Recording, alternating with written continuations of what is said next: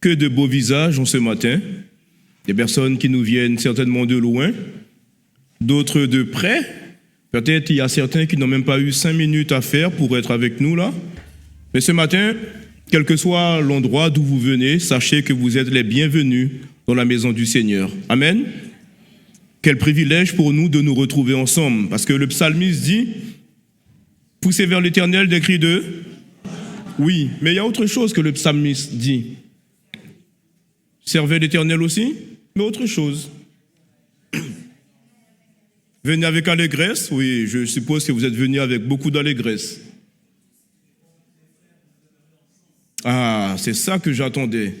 Il est bon pour des frères de demeurer ensemble parce que c'est ici que l'Éternel envoie la bénédiction. Ce matin, je ne sais pas si tu as eu une bénédiction au cours de la semaine, mais je suis sûr que oui. Mais si tu n'en as pas eu, sache que les bénédictions de l'Éternel se renouvellent chaque matin. Amen. Et tu es au bon endroit pour repartir avec une bénédiction. Que Dieu vraiment te bénisse. Ce matin, j'aimerais aussi vous donner les nouvelles de notre sœur Rosemary. Ange Marie, elle nous envoie les salutations fraternelles. Continuons à penser à elle dans nos prières. Amen. Au cours de cette semaine, on va dire que ça n'a pas été une belle semaine pour moi parce que il faisait trop froid, j'ai perdu ma voix, j'ai le nez qui coulait. Et comme par hasard, ce matin, le Seigneur a dit, je vais t'utiliser. Et depuis ce matin, tout est revenu à la normale. Je dis gloire à Dieu. J'espère qu'après le message, je ne vais pas reprendre encore ces choses. Vous savez, chers frères et sœurs, en fonction du mois de l'année, il y a des mots qui reviennent plus souvent. Nous sommes au mois de décembre. Et le mois de décembre vous fait penser à quoi? Quel mot est-ce que vous utilisez le plus au mois de décembre? Le froid. Ah, au mois de décembre, vous utilisez le mot Noël, cadeau, fête,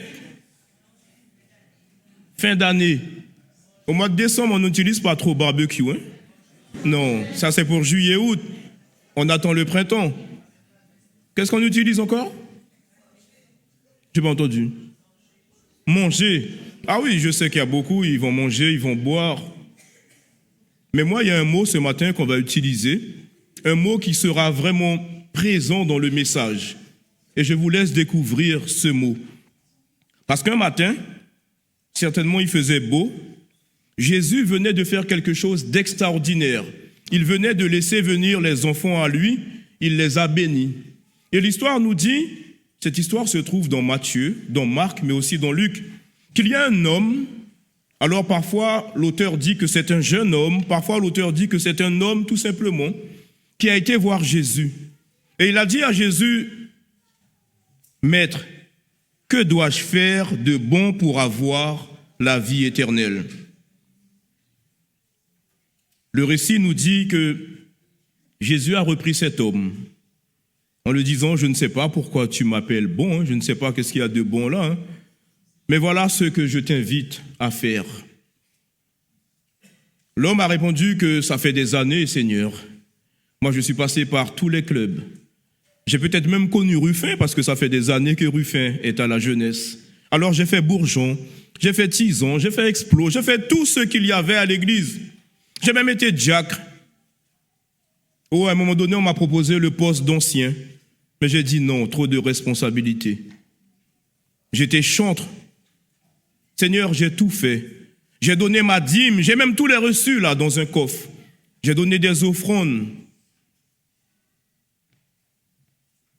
Le Seigneur dit à cet homme, il te manque une chose.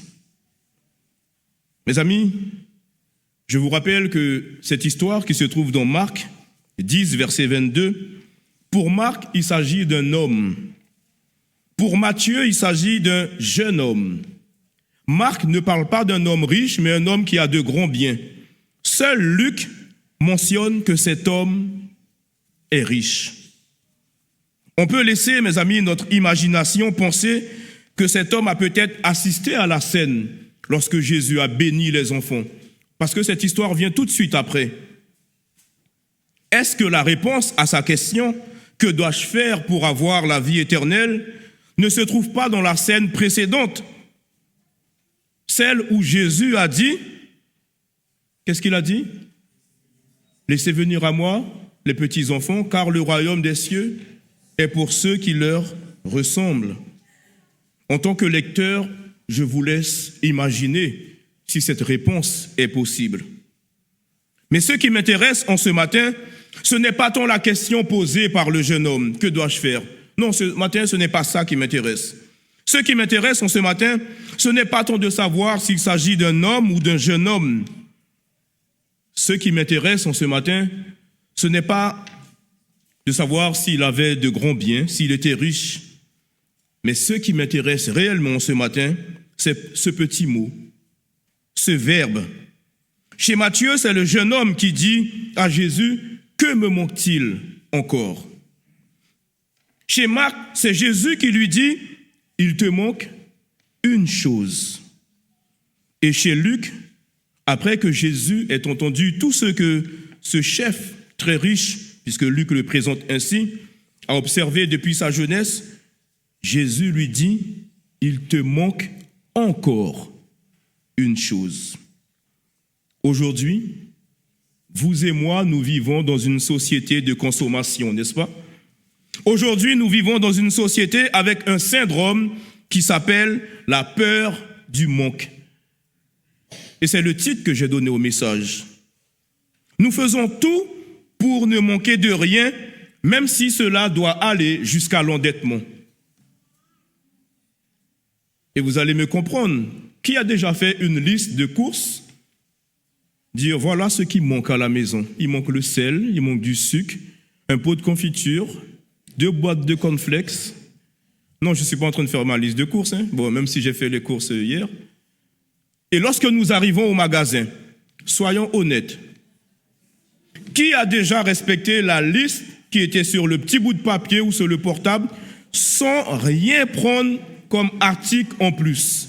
Mes amis, même si vous êtes 5, vous ne serez pas 6. Vous savez quoi? Si vous l'avez respecté, c'est parce que vous êtes parti avec un billet de 50 et à la caisse, il vous fallait laisser des choses. Mais lorsque vous partez avec une carte, vous savez que la carte passera et vous ne respectez pas la liste, n'est-ce pas?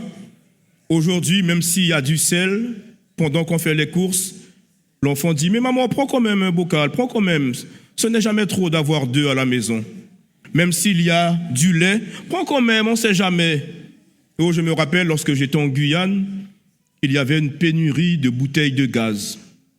Et il fallait voir comment les Guyanais, à chaque fois, on attendait près du pont que le gros camion puisse venir et on devait courir avec la voiture, rouler très vite. Et on n'en prenait pas qu'une, on prenait 2, 3 bouteilles. Lorsqu'ils ont compris ça, maintenant, ils ont décidé d'avoir une bouteille par personne. Mais on détourne toujours la règle. On vient avec d'autres enfants, des gens plus adultes, et on dit, voilà, non, on veut 2, 3 bouteilles. Parce qu'on a peur. La peur du manque. Ce matin, j'aimerais que nous partions d'ici en sachant que nous avons besoin d'une autre ressource pour subvenir à tous nos besoins. Nous avons peur de ne plus avoir suffisamment et nous avons peur surtout que Dieu n'intervienne pas à temps. Alors c'est pour ça qu'on fait parfois les choses en double. Mais si je reviens à l'histoire, mes amis, toi, que te manque-t-il? Et si Jésus te disait en ce matin, il te manque une chose, va. Qu'est-ce qu'on peut mettre derrière? Il te manque une chose, toi qui m'écoutes, va. Désinscris-toi sur tous ces sites de jeux, ces sites où est-ce que tu ne gagnes rien à y rester, ces sites de pornographie, pourquoi pas? Il te manque une chose, va. Il te manque une chose, quitte cette femme, quitte cet homme qui n'est peut-être même pas à toi et qui ne t'apporte rien du tout, si ce n'est un plaisir charnel.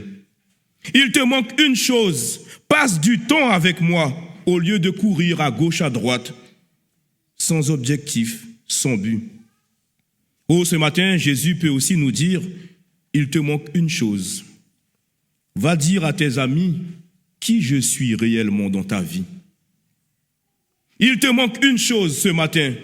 Va, pardonne à ceux à qui tu as causé du tort. Que te manque-t-il ce matin? Il te manque peut-être cette chose. Va et donne la priorité à Dieu dans ta vie. Oh, il te manque une chose, va et laisse les plaisirs de ce monde. Va et sois plus généreux avec ceux qui sont dans le besoin. Il te manque certainement cette chose. Va et lâche prise sur les situations difficiles de la vie que tu veux maîtriser alors que Dieu te dit que c'est moi qui suis le maître.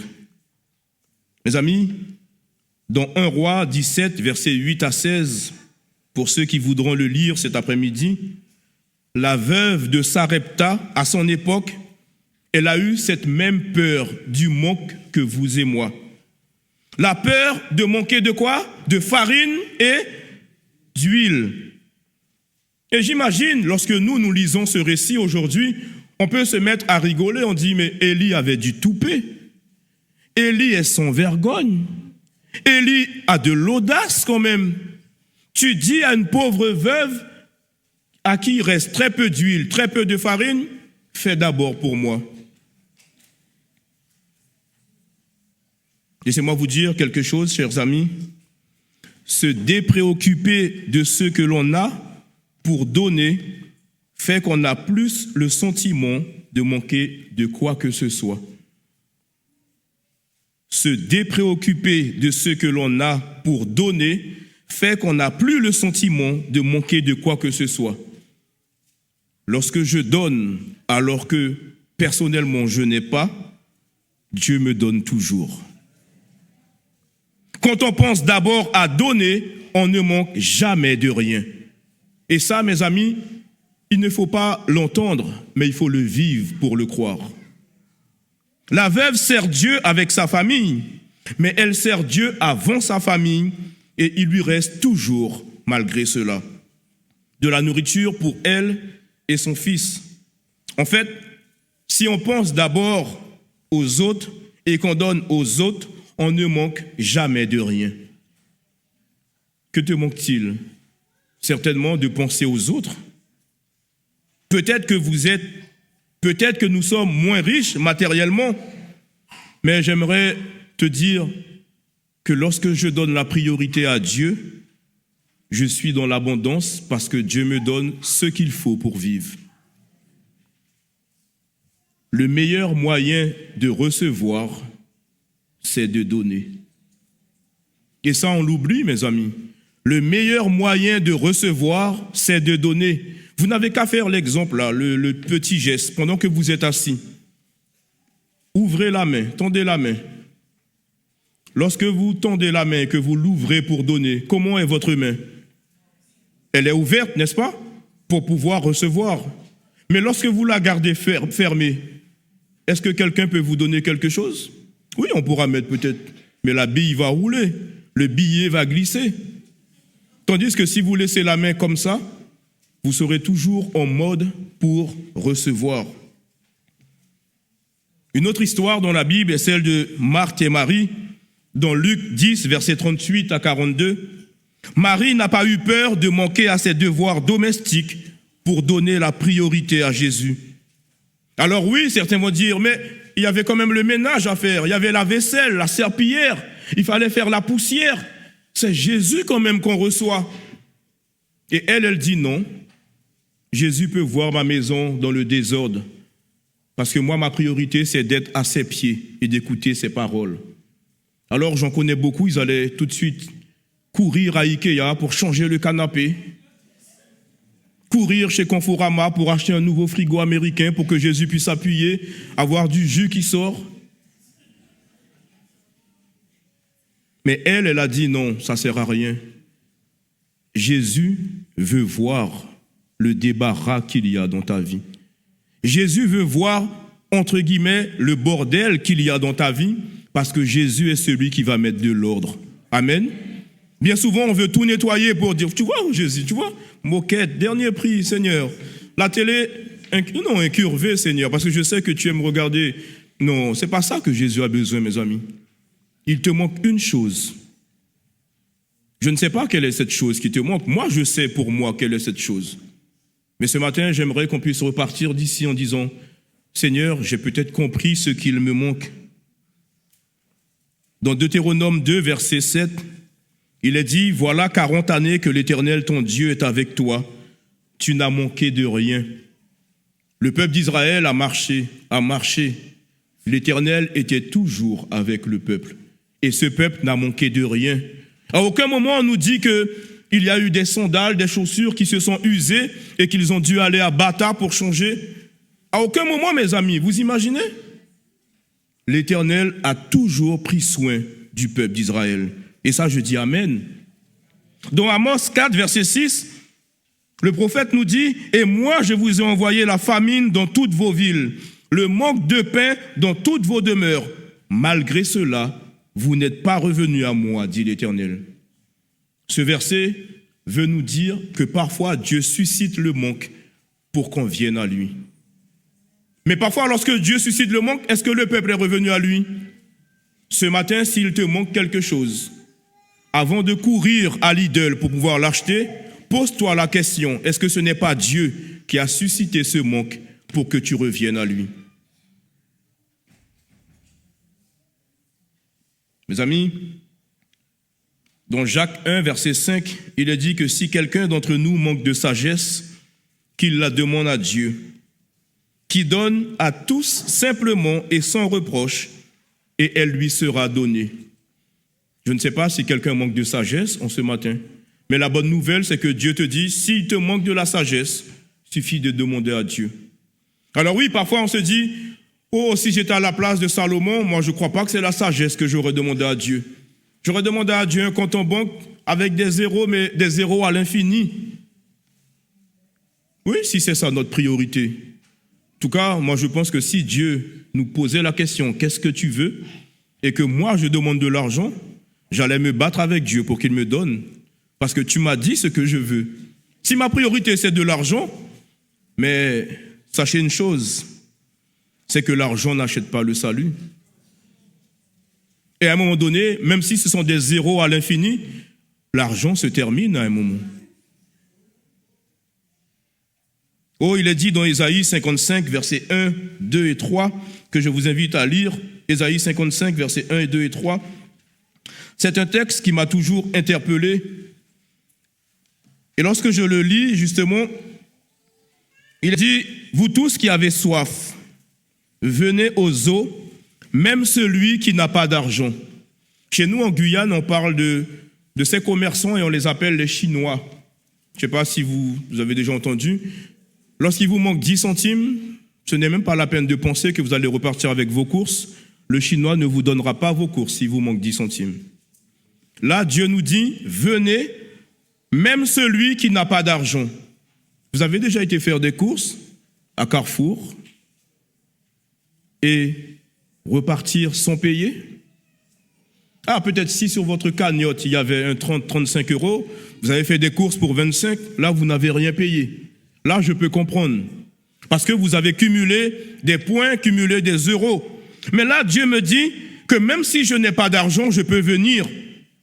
Venez acheter et manger, venez acheter du vin, du lait, sans argent, sans rien payer. Mes amis, comment comprendre ce texte? Aujourd'hui, nous avons peur de manquer d'argent. Mais laissez-moi vous dire que l'argent n'achète pas Dieu. Nous avons peur de manquer d'argent, mais l'argent n'achète pas la paix. Nous avons peur de manquer d'argent, mais l'argent n'achète pas l'amour. L'argent n'achète pas la patience. L'argent n'achète pas la foi.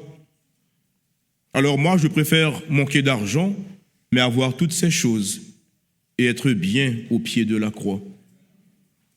Il est dit dans Job 6, verset 6, un verset qui, là aussi, peut-être que vous allez découvrir. Job 6, verset 6, je ne sais pas si vous avez déjà fait du pain, mais du pain sans sel. Est-ce qu'il a déjà mangé du pain sans sel? Job nous dit, peut-on manger ce qui est fade et sans sel? Y a-t-il de la saveur dans le blanc d'un œuf? C'est mon fils, il aime beaucoup le blanc d'œuf. Et il ne va pas manger le jaune, mais il va manger le blanc. Mais il va mettre du sel là-dessus. Manger un pain sans sel, mes amis, c'est incroyable. Nous avons peur parfois que le repas manque de goût, n'est-ce pas? Alors ceux qui sont à la cuisine, madame, ou pour les messieurs qui cuisinent, ils aiment toujours goûter et disent « Viens goûter, viens me dire s'il manque quelque chose ». Parce que nous avons peur que le repas manque de goût. Nous avons peur que notre relation avec les autres soit fade. Alors on veut montrer que nous sommes chaleureux. Mais qu'en est-il de notre relation avec Dieu? Est-ce que parfois notre relation avec Dieu n'est pas sans sel, sans saveur? Et Dieu même il lui dit que puisque tu n'es ni froid ni bouillant, qu'est-ce qu'il va faire? Je te vomirai. Dans le psaume 90, verset 12, là encore, c'est un texte qu'on utilise beaucoup, c'est vrai, lorsqu'il y a des funérailles. Enseigne-nous à bien compter nos jours, afin que nous appliquions notre cœur à la sagesse. Les étudiants qui sont là, il y a quelque chose dont ils ont peur, c'est la peur de manquer de temps pour faire leurs devoirs, la peur de manquer de temps pour rendre les travaux. Nous avons peur de ne pas avoir assez de temps, n'est-ce pas? Alors on essaye de tout faire, quitte à mettre une croix sur la réunion du mardi soir. Parce qu'on se dit non, mais Dieu comprendra. Mais j'ai un devoir à rendre mercredi matin, la réunion du mardi soir, il faut prendre le train, métro, bus. Non, j'habite trop loin. Dieu va comprendre. Alors, on a peur de manquer du temps. Mais est-ce que nous avons peur de ne pas prendre assez de temps pour prier? Est-ce que nous avons peur de ne pas prendre assez de temps pour faire notre leçon de l'école du sabbat? Est-ce que nous avons peur de ne pas prendre assez de temps pour visiter nos frères et sœurs? Ou même serait-ce passer un coup de fil à une personne qu'on sait qui ne va pas bien? Oh, je peux encore vous présenter deux autres manques. Il est dit dans Osée, chapitre 4, verset 6, « Mon peuple est détruit parce qu'il lui manque la connaissance. » Nous avons peur de manquer de connaissances intellectuelles aujourd'hui. Mais avons-nous peur de manquer de connaître le seul vrai Dieu? Il ne s'agit pas d'une connaissance théorique, mes amis, mais Dieu veut une relation individuelle, personnelle, avec chacun d'entre nous. Amen. Ce matin, je ne sais pas de quoi est-ce que tu as peur. Peut-être que les derniers 1 000 € qui te manquent ne pourront pas acheter cette voiture. Ou alors, tu veux à tout prix épouser un tel, mais une seule chose qui te manque, c'est que un tel ne t'a pas encore dit oui. Alors là, tu as peur. Mes amis, tout projet peut être réduit à néant quand une seule chose manque. Je peux vouloir me marier, j'ai la copine, mais si la fiancée me dit non, c'est retour à la caisse des... Ça fait mal. L'observation des commandements, comme le jeune homme riche a montré à Jésus. Je ne vole pas, j'aime mes parents, j'observe le sabbat. L'observation des commandements, mes amis, ne suffit pas à procurer la vie éternelle. Parce que Paul l'a dit, on ne peut pas être sauvé par les œuvres de la loi. Oh, cela me fait penser, et je terminerai avec ça, à un bulletin scolaire. Ce n'est pas le mien, pour vous rassurer. Un bulletin scolaire où est-ce qu'un jeune, ce n'est pas celui de mon fils non plus. Un bulletin scolaire où un jeune a reçu ça comme remarque. Histoire, manque de travail. Français, manque de rigueur. Anglais, manque d'apprentissage. Mathématiques, manque de méthodologie. Espagnol, manque de concentration. Sport, manque d'initiative. Comportement, manque de sérieux. Et l'appréciation globale, générale était « cet élève manque énormément de régularité dans toutes les matières ». Ce matin, je ne sais pas quel diplôme est-ce que tu as en poche. Mais ce que je sais, c'est que pour arriver au royaume éternel, tous nous devons avoir le bac. Waouh! Vous allez maintenant me fustiger. Désolé si ceux qui sont sur Internet, ils vont dire « Oh, le pasteur a dit qu'il faut avoir le bac pour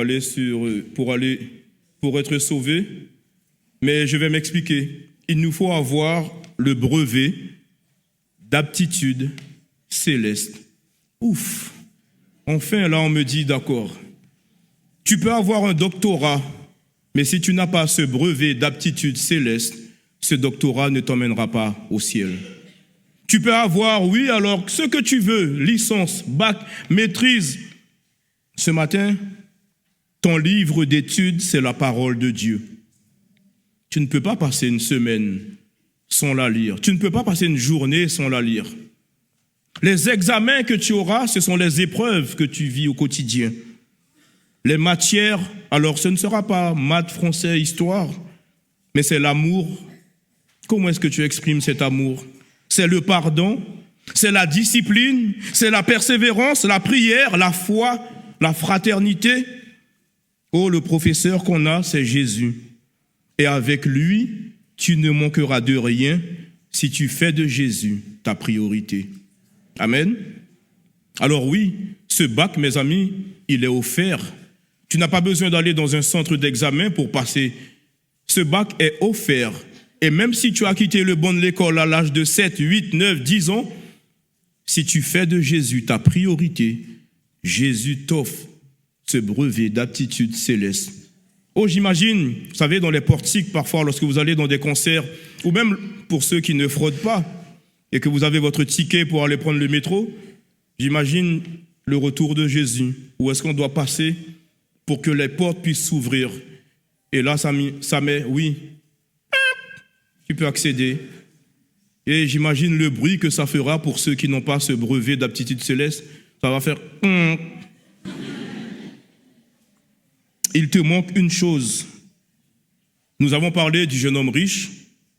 Sommes-nous meilleurs que cet homme? Je ne crois pas. Est-ce que nous ne sommes pas comme lui, désireux d'avoir toujours plus de richesses, désireux d'avoir toujours plus de titres, désireux d'avoir toujours plus de gloire, mais peu désireux de rencontrer nous-mêmes Jésus-Christ et de le suivre? Mes amis, l'histoire nous dit que cet homme était sincère. Il n'a pas menti. Il n'a pas essayé de mettre une façade pour dire à Dieu, bon, je vais essayer, non.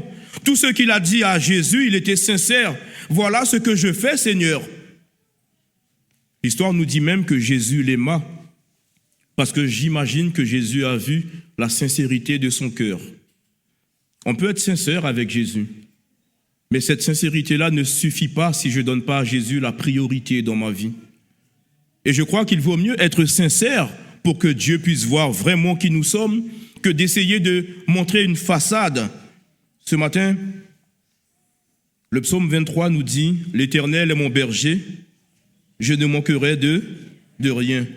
Mais dans Philippiens 4, verset 19, qui sera notre dernier texte, il est dit « Et mon Dieu pourvoira à tous vos besoins selon sa richesse, avec gloire en Jésus-Christ. » Si en ce matin, cette chose qui te manquait était de faire de Jésus non seulement ton berger, non seulement ton sauveur, mais aussi et surtout ton Seigneur, celui qui veut combler tous les domaines de ta vie, celui qui peut pourvoir à tous les besoins de ta vie.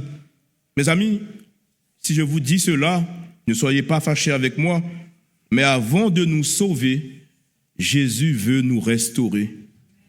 Avant de nous sauver, Jésus veut nous restaurer. Et c'est en le laissant dominer ma vie, c'est en le mettant comme priorité dans ma vie, en tant que Seigneur, que cela sera possible. Tous nous voulons être sauvés, n'est-ce pas? Moi le premier. Mais est-ce que tous nous acceptons Jésus comme étant le Seigneur, c'est-à-dire celui qui a priorité dans tous les aspects de ma vie? Et là, c'est la différence. Jésus est venu en tant que sauveur pour sauver l'humanité. Mais beaucoup ne seront pas sauvés parce qu'ils n'ont pas accepté Jésus comme Seigneur. Que Dieu vous bénisse et qu'il comble tous les bienfaits de notre vie. Amen.